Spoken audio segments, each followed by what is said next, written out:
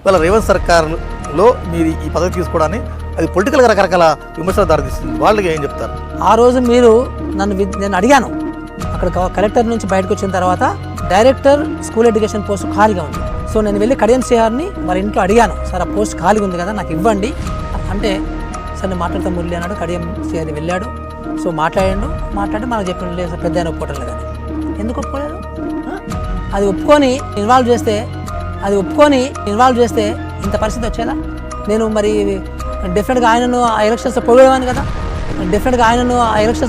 కదా.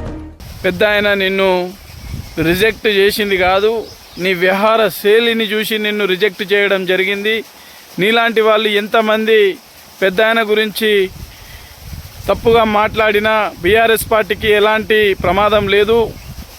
ఇవాళ BRS party అధికారం కోల్పోతే జనాలు బాధపడుతూ ఉన్నారు.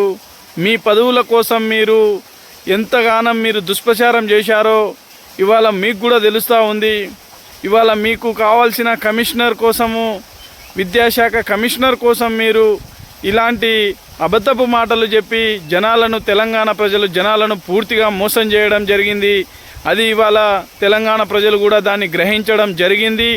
దానివల్ల మీ పొగడ్తల వల్ల, మీ ప్రచారం వల్ల మాకు జరిగిన నష్టమేమీ లేదు. ఇవాళ తెలంగాణలో కేసీఆర్ గారు లేకుండా